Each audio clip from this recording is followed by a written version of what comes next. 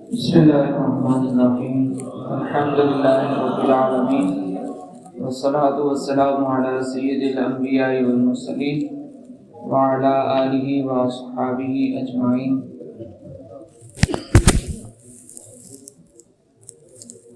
سب سے پہلے تو کل ہم نے جو مثال پڑھی تھی، جو اتفاقاً بورڈ پہ ابھی تک موجود بھی ہے، اس مثال میں میری توجہ نہیں رہی، ایک غلطی ہو گئی تھی، کچھ طلباء نے بعد میں توجہ دلائی۔ وہ غلطی یہ ہوئی ہے کہ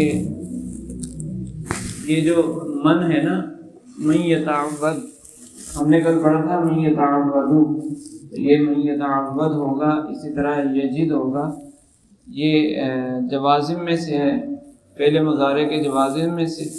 تفصیل آگے جب ہم جوازم پڑھیں گے تو اس میں آ جائے گی۔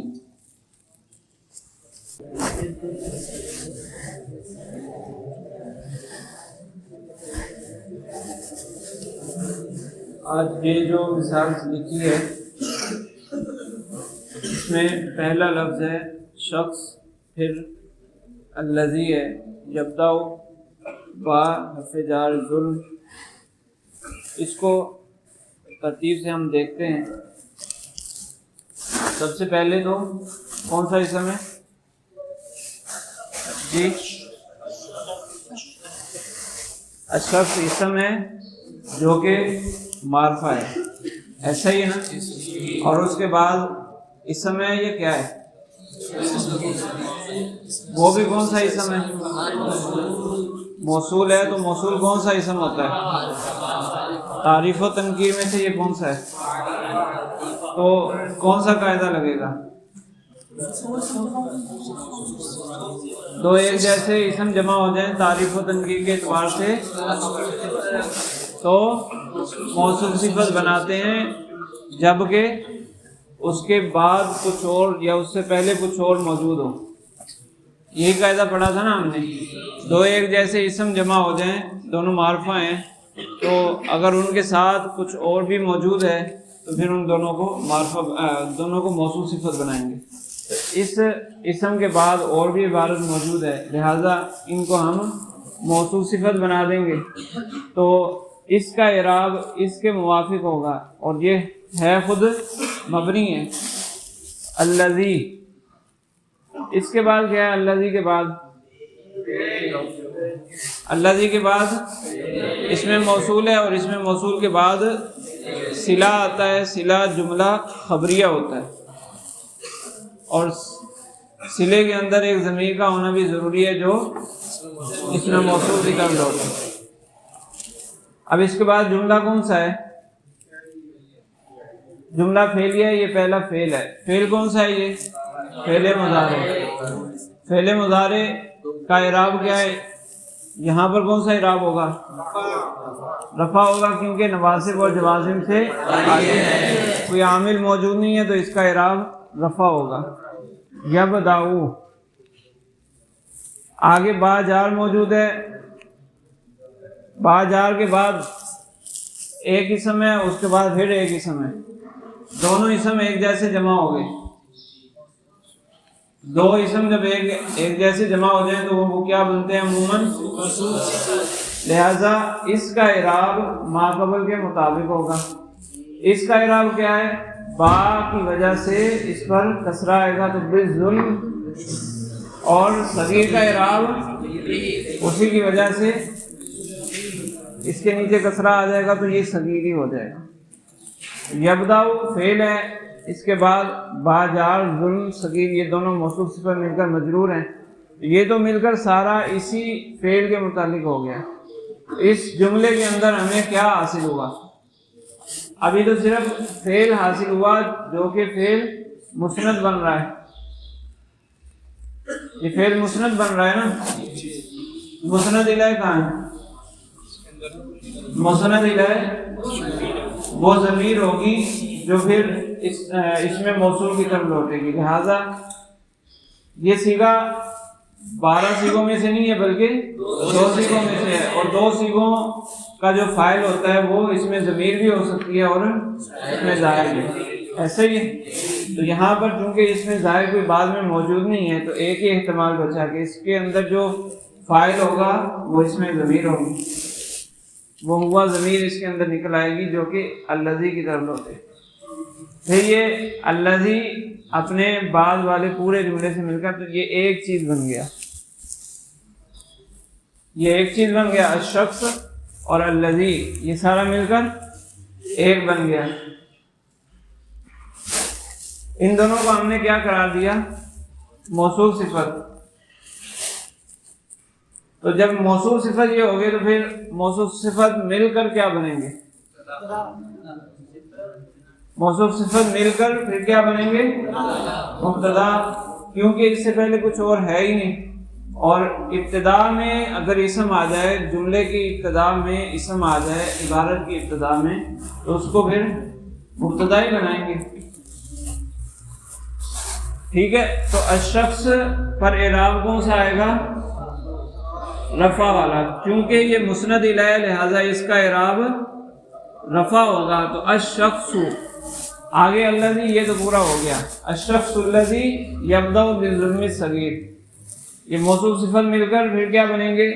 یہ پھر پورا ایک حصہ ہو گیا، یہ بن جائیں گے مسند الیہ یعنی مبتدا۔ ٹھیک ہے، اس کے بعد کیا ہے؟ قد علامت فعل ہے، قد فعل کی علامت ہے نا، فعل پر قد داخل ہوتا ہے۔ اس کے بعد فعل ہے، کوئی اسم نہیں ہے۔ ایک تو علامت قد ہوگی، پھر اس کے بعد یا بھی علامت مضارع میں سے موجود ہے۔ ٹھیک ہے، اس میں وہی بات ہے جو اوپر ہو چکی ہے۔ تو یہ کون سا فعل ہوگا؟ فعل مضارع، اس میں کوئی عامل موجود ہے لہذا اس کا اعراب کون سا ہوگا؟ رفع کا۔ تو یتطورو، یتطورو الا حرف جار ہے اور اس کے بعد دو اسم ایک جیسے آ گئے۔ دو اسم جب ایک معرفہ نکرہ ہونے کے اعتبار سے دو اسم جب ایک جیسے ہو جائیں تو ان کے اندر پھر کیا ہوتا ہے؟ ان کو موصوف صفت بناتے ہیں۔ تو اس دوسرے کا اعراب اس پہلے والے کے موافق ہوگا، اور پہلے والے کا اعراب کیا ہے؟ حرف جر کی وجہ سے اس پر کسرہ آئے گا، اور اس کا اعراب چونکہ اس کے موافق ہے لہذا اس پہ بھی کسرہ آ گیا۔ الی الظلم الکبیر، پھر یہ پورا مل کر یہ کس سے تعلق بنائے گا؟ اسی فعل سے تعلق بنائے گا۔ تو فعل کیا ہے؟ فعل مسند ہے، فعل مسند ہے، یہاں بھی مسند الیہ موجود نہیں ہے، تو وہ مسند الیہ پھر کیا نکالیں گے؟ ضمیر، ہوا ضمیر نکلے گی۔ مسند اپنے مسند الیہ سے مل کر جملہ فعلیہ خبریہ ہو کر یہ پھر بنے گی اس مسند الیہ کے لیے خبر یا مسند۔ ٹھیک ہے، تو یہ آسان سا اعراب ہے۔ الشخص الذی یبدأ بالظلم الصغیر قد یتطور الی الظلم الکبیر، وہ شخص جو ابتدا کرتا ہے چھوٹے ظلم سے، چھوٹے ظلم سے ابتدا کرتا ہے، تحقیق وہ پہنچ جاتا ہے بڑے ظلم کی طرف، وہ بڑے ظلم کے قریب ہو جاتا ہے۔ وہی جو کل بات کی تھی کہ جب چھوٹی چھوٹی چیزوں کی عادت پڑتی ہے تو پھر وہ بڑی چیزوں کی طرف چلتا ہے۔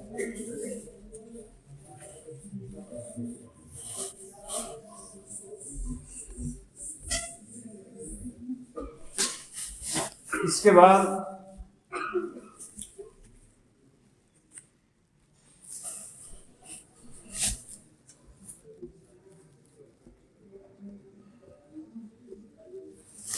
یہ کیا چیز ہے؟ کچھ سمجھ آ رہا ہے؟ کیسا اسم ہے، فعل ہے، حرف ہے؟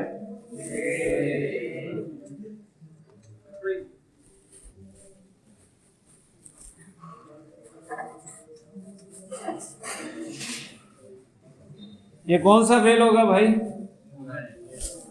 جی امر ہوگا۔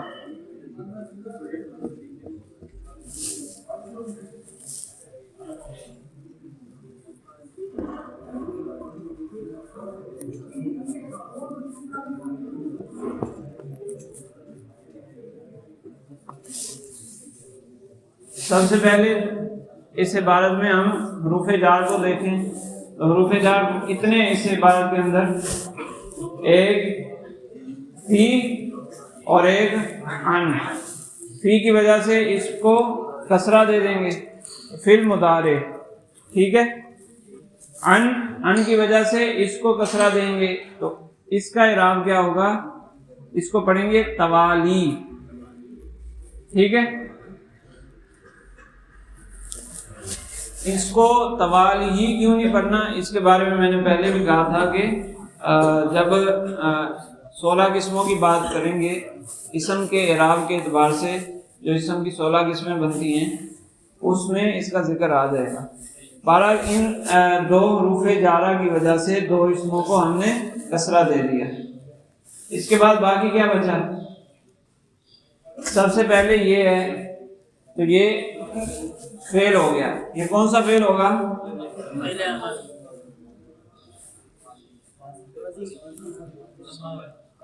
جی کچھ افعال شکل کے اعتبار سے ملتے جلتے ہوتے ہیں، یعنی 2-3 صیغے ملتے جلتے ہیں، تو پھر اس میں پہچان کیسے ہوگی؟ سیاق و سباق سے، معنی سے پہچان ہوگی کہ یہ کون سا فعل بن سکتا ہے. یہاں سیاق و سباق میں آپ کو بتا دیتا ہوں، یہ صرف کی کتاب کی عبارت ہے. صرف کی کتاب میں جو علماء صرف ہیں ان کے اقوال ذکر کر رہے ہیں. اب یہ کیا بنے گا؟ اتنا سا میں نے سیاق و سباق بتایا تو کیا بن گیا؟ جب علماء صرف کے اقوال بیان کیے جا رہے ہیں تو پھر یہ ماضی بنے گا. اقوال بیان کیے جا رہے ہیں یعنی ان کی کہی ہوئی باتیں، ان کے مذہب کو بیان کیا جا رہا ہے، تو وہ ماضی کا حصہ ہے یا آگے امر آئے گا؟ ماضی آئے گا نا. تو یہ ہے التزموا. یہ التزموا ماضی کا صیغہ ہے. باب کون سا ہے؟ باب افتعال.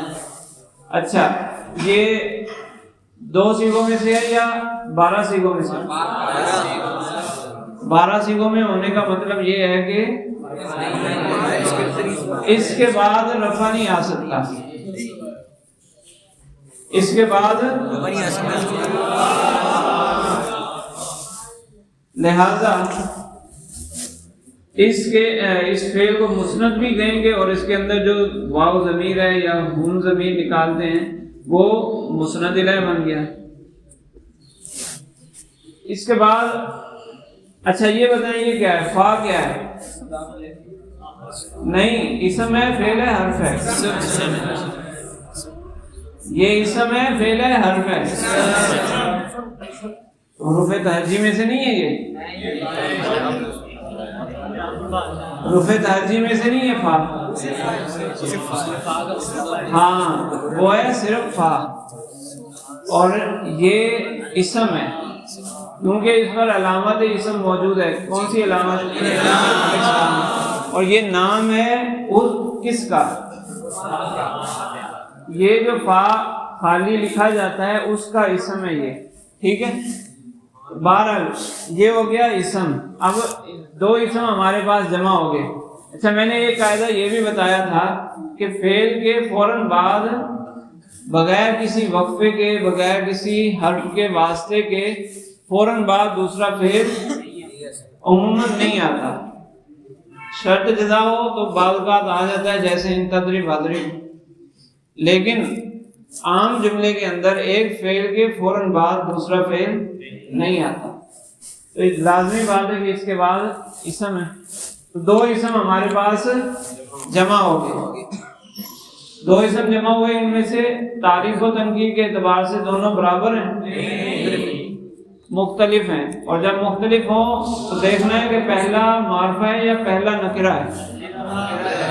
اگر پہلا نکرہ ہو تو کیا بنانا ہے؟ تو ہمیں حاصل کیا ہوا؟ مضاف الیہ کا اعراب ہمیں پتہ چل گیا کہ اس پر کیا آئے گا؟ کسرہ آئے گا.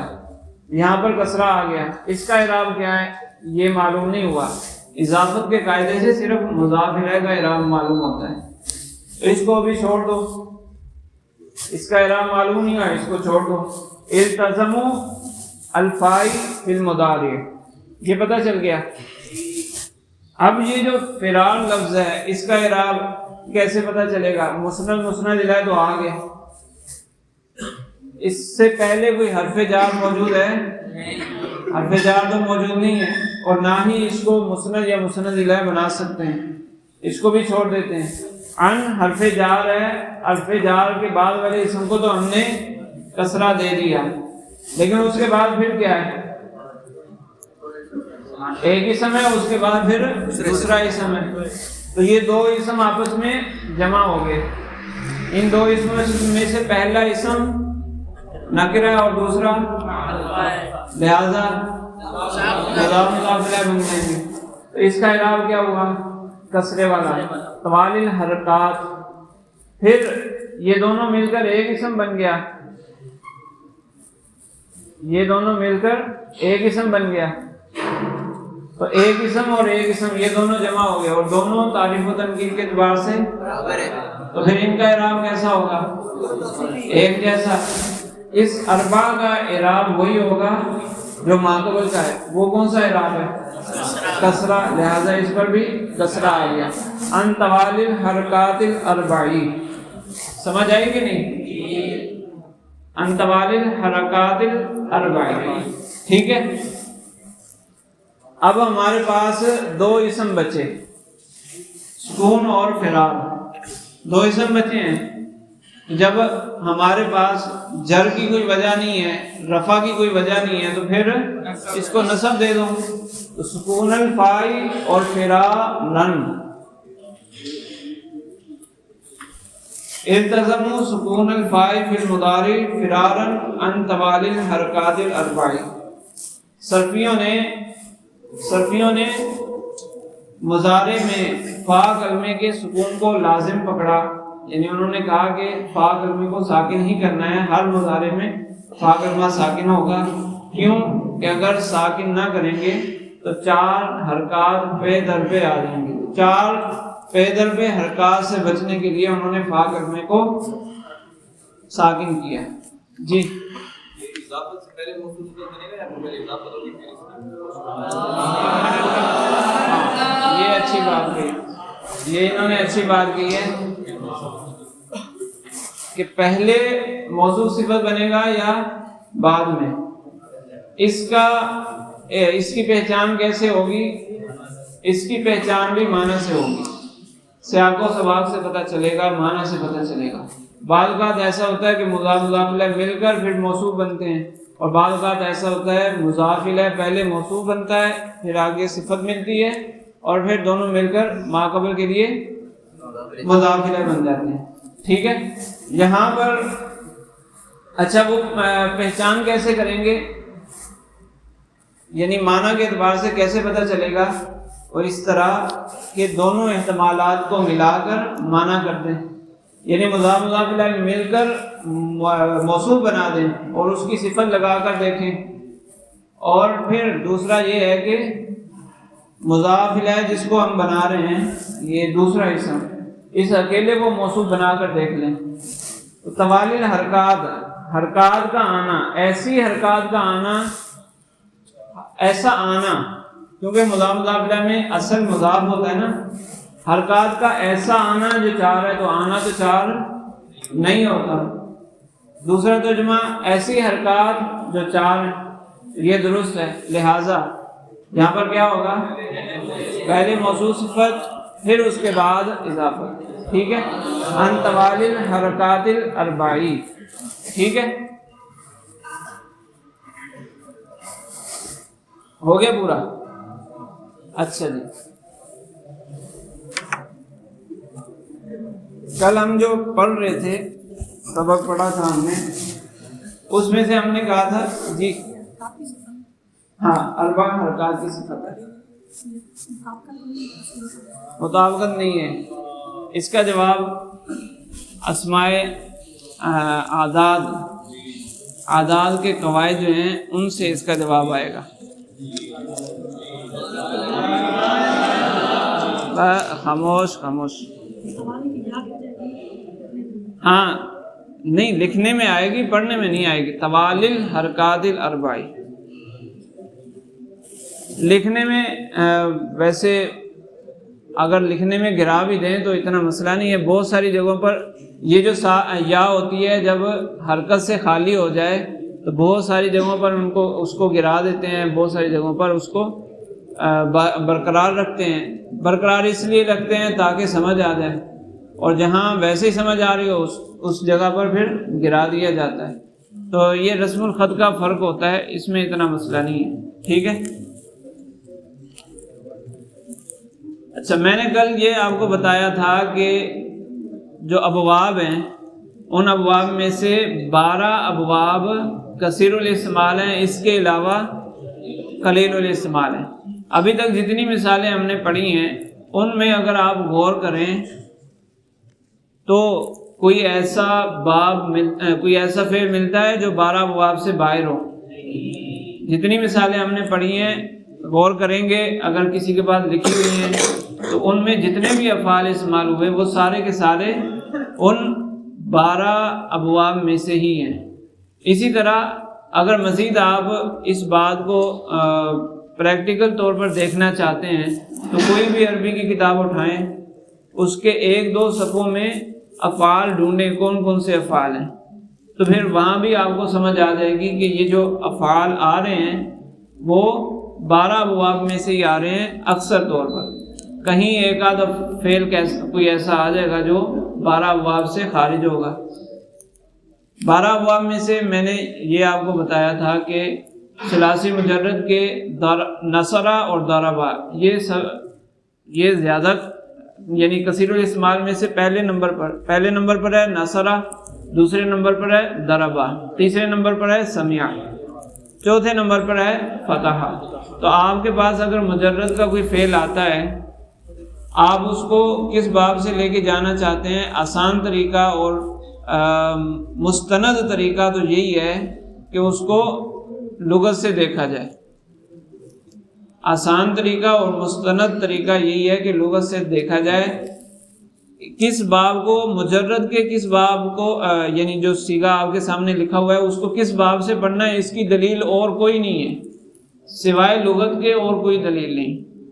اگر آپ کہتے ہیں کہ اس فعل کے عین یا لام کلمہ میں حرف حلقی موجود ہے لہٰذا اس کو فتح یا فتح سے پڑھ دو، تو یہ بھی کوئی دلیل نہیں ہے، کیونکہ ہر وہ مصدر جس کے عین یا لام کلمہ میں حرف حلقی ہو لازمی تو نہیں کہ وہ فتح یفتح پہ آئے، ورنہ تو پھر سمع یسمع کو بھی فتح یفتح کے وزن پر ہونا چاہیے تھا.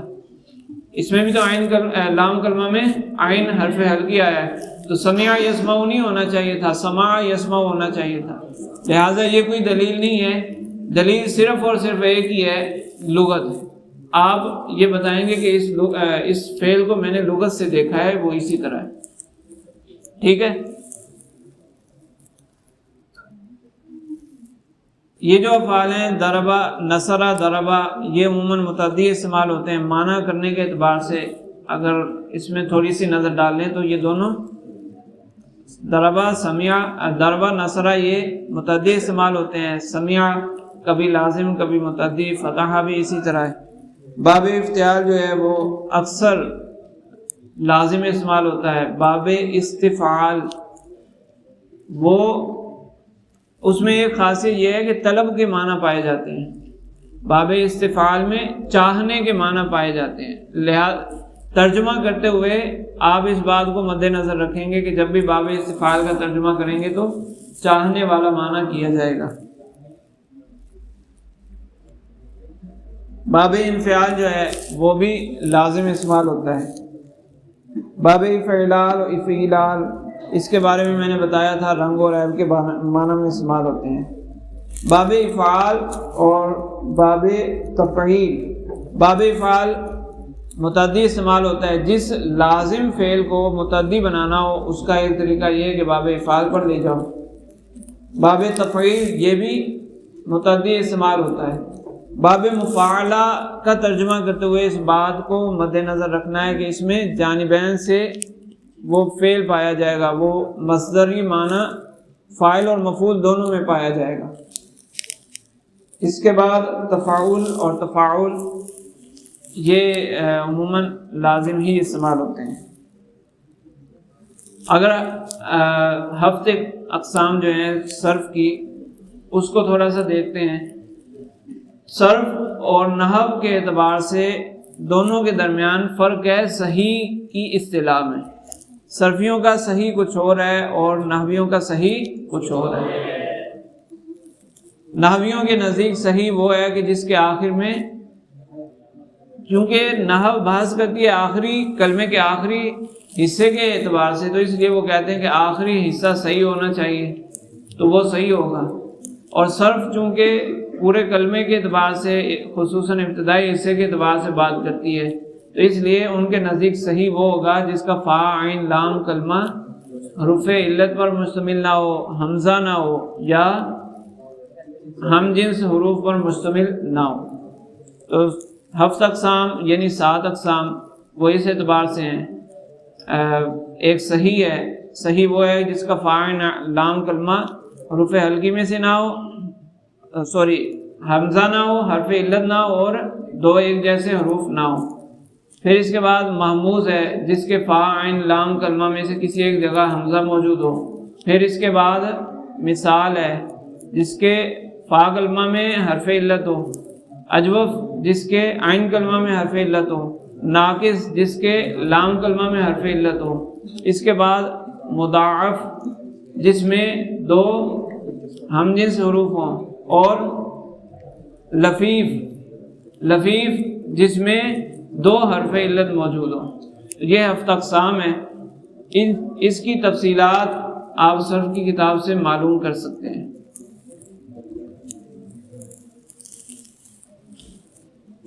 اچھا، اسم کے اعراب کے بارے میں ہم پڑھ رہے تھے. ہم نے 2 اعراب پڑھے. کون سے؟ اسم معرب کے 2 اعراب ہم نے پڑھ لیے. یعنی کسی اسم کو جر دینا ہے تو اس کی وجہ کیا ہوگی؟ یا تو اس سے پہلے حرف جر موجود ہوگا یا اس سے پہلے کوئی اسم موجود ہوگا جو اس کی طرف مضاف ہو رہا ہوگا. اور رفع کسی اسم پر پڑھنا ہے تو یا تو وہ مسند الیہ بن رہا ہوگا یا خبر بن رہا ہوگا. ایسا ہی ہے آسان بات. اور جو ہم نے مختلف مثالوں میں اس کو اپلائی بھی کیا، آسان سی بات تو یہ ہے کہ جب عوامل جارہ نہ ہو، جر پڑھنے کی کوئی وجہ نہ ہو، رفع پڑھنے کی کوئی وجہ نہ ہو تو پھر وہ منصوب ہی ہوگا. کیونکہ اسم کے 3 ہی اعراب ہیں، کوئی چوتھا اعراب تو ہے ہی نہیں. تو جب 2 کی دلیل ہمارے پاس نہیں ہے تو لازمی بات ہے کہ وہ تیسرا اعراب آئے گا. لہٰذا عبارت پڑھنے کے اعتبار سے تو یہاں اتنی ہی کفایت ہے، اتنی ہی بات کافی ہے کہ آپ حروف جارہ اور مضاف مضاف الیہ کو اچھی طرح سمجھ لیں. اسی طرح مرفوعات کو اچھی طرح سمجھ لیں. یعنی مسند الیہ کی پہچان اور خبر کی پہچان آپ کو آ گئی تو بس آپ کی عبارت درست ہو گئی. لیکن صرف عبارت کو درست کرنا تو مقصد نہیں ہے. ہمارا مقصد تو عبارت کے ساتھ ساتھ اس کو سمجھنا بھی ہے. تو اس لیے تیسرے اعراب کو بھی ہم نے پڑھنا ہے. وہ تیسرا اعراب کیا ہے؟ نصب. کہ اس میں معرب پر تیسرا جو اعراب ہے وہ نصب ہے. اس اسم کو منصوب کہتے ہیں. تو منصوبات نحو میں کتنے ہیں؟ 12. لیکن اگر اس کو مختصراً خاکے کی شکل میں، چارٹ کی شکل میں بنانا چاہیں تو وہ کچھ اس طرح سے ترتیب بنے گی.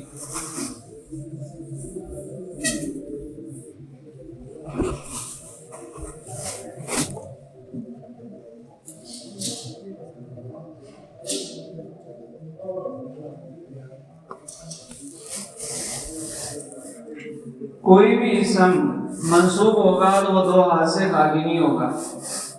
کہ اس کا جو نصب ہے، نصب اصلی ہوگا. یہ صاد والا نصب ہے، سین والا نہیں ہے. یا پھر اس کا نصب عارضی ہوگا. ٹھیک ہے، یا تو نصب اصلی ہوگا یا نصب عارضی ہوگا. عارضی نصب سے کیا مراد ہے؟ عارضی نسب سے مراد یہ ہے کہ ترکیبی اعتبار سے وہ کچھ اور بن رہا ہے، لیکن ظاہراً دیگر عوامل کے آنے کی وجہ سے اس کا اعراب ابھی یہ آ گیا۔ اگر وہ عامل نہ ہوتا تو یہ اعراب نہ ہوتا۔ وہ عارضی نسب کی اقسام 4 ہیں، یعنی 4 جگہ ہیں جہاں عارضی نسب آتا ہے، اور اصلی نسب اس کی جگہ کتنی ہے؟ 4۔ اصلی نسب کی 4 جگہ ہیں۔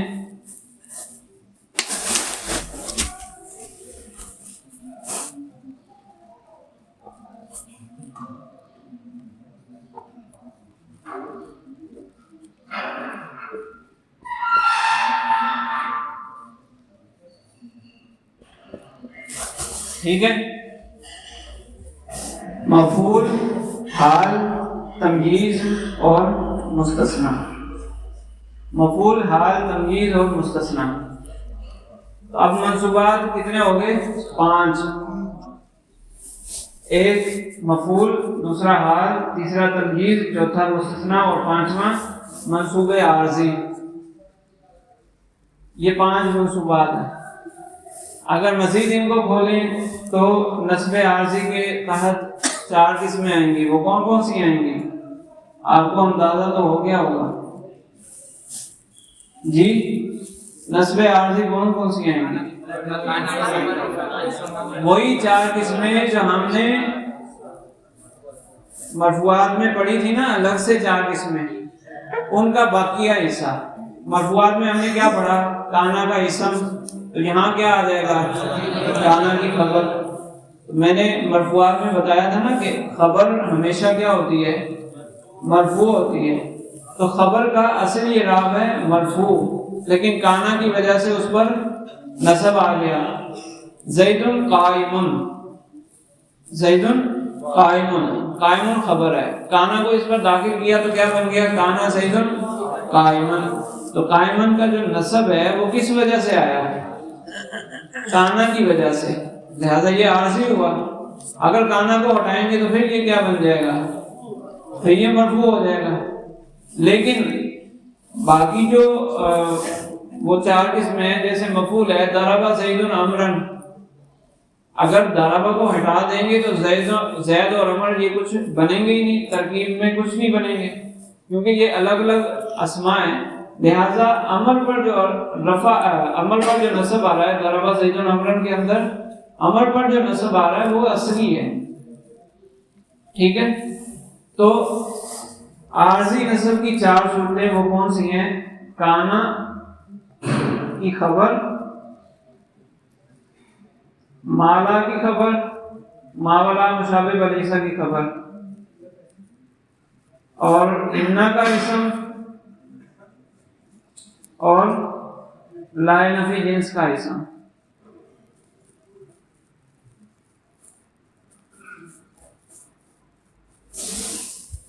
ٹھیک ہے، اب منصوبات کتنے ہو گئے؟ 4 اور 4 8 ہو گئے مرفوعات۔ یہ 4 تو اس کی اقسام ہے نا، یہ خود پھر شمار نہیں ہوگا، تو 4 اور 4 8۔ پھر مفعول میں نے 1 لکھا ہے، ٹوٹل مفاعل کتنے ہیں؟ 5۔ اب 4 مزید ایڈ کر دیں تو ٹوٹل 12 ہو گئے۔ تو منصوبات وہی 12 ہیں، لیکن آسانی کے لیے اگر آپ نے سمجھنا ہے، آسان طور پر یاد رکھنا ہے، تو وہ ابتداءً 5 منصوبات ہو گئے: مفعول، حال، تمییز، مستثنی اور منصوب عارضی۔ ٹھیک ہے،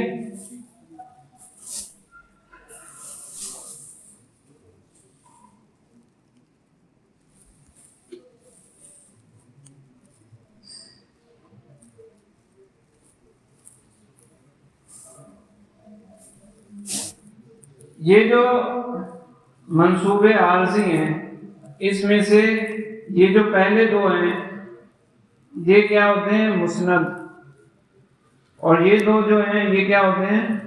مسند الیہ۔ تو ان کا اصلی اعراب رفع ہے، لیکن ان عارضوں کی وجہ سے یہ چیزیں جو ساتھ لگ گئی ان کی وجہ سے ان پر نصب آ گیا، لہذا ان کی مزید کوئی تفصیلات نہیں ہیں، الگ سے کوئی باتیں اتنی زیادہ نہیں ہیں، کیونکہ یہ مسند ہیں یعنی خبر ہے، اور یہ مسند الیہ ہیں یعنی مبتدا ہیں، تو مبتدا خبر کی باتیں ہم نے پیچھے پڑھی کہ نہیں؟ مبتدا خبر کی کچھ باتیں ہم نے پڑھی تھی، کچھ قواعد پڑھے، تو وہ ساری باتیں اس میں بھی آئیں گی کہ اصل میں وہ مبتدا خبر ہی تھے، لیکن ان عارضوں کی وجہ سے ظاہراً اعراب کچھ اور ہو گیا۔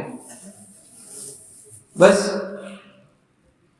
کانا کی خبر جیسے زید قائم، اس پر کانا داخل کیا تو کانا زید قائم، ما والا مشابہ لیسا کی خبر زید قائم ما زید قائم، فرق آیا؟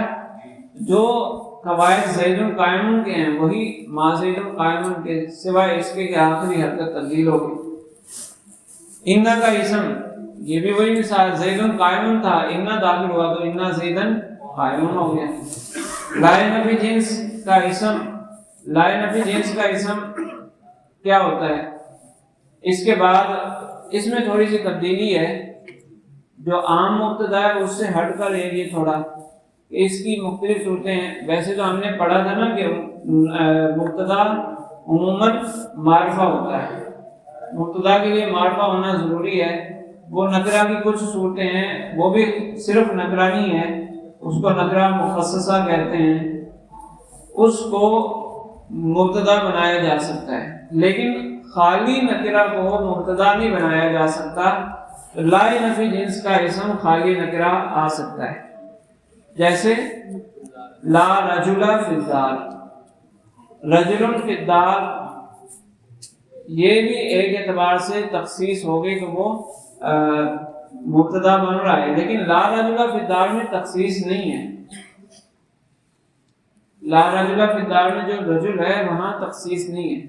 بہرحال یہ تو دقیق بحث ہو جائے گی، ہم مختصراً یہ پڑھ لیتے ہیں کہ لا نفی جنس کا جو اسم ہے وہ بعض کا نکرہ ہوتا ہے، یا نکرہ جو معرفہ کی طرف مضاف ہو یا نکرہ کی طرف مضاف ہو۔ لا غلام رجل، یہ دونوں نکرہ ہیں، غلام اور رجل ایک دوسرے کی طرف مضاف ہے، تو اس کو بھی لا نفی جنس کا اسم بنایا جا سکتا ہے۔ باقی ان کے قواعد وہی ہیں جو ہم نے پیچھے پڑھ لی ہے، لہٰذا اس کو یہیں پر کلوز کرتے ہیں۔ باقی یہ رہ گئے 4 منصوبات، مفعول، حال، تمجید اور مستثنیٰ، اس کے بارے میں ہم تھوڑا تھوڑا انشاءاللہ کل پڑھیں گے۔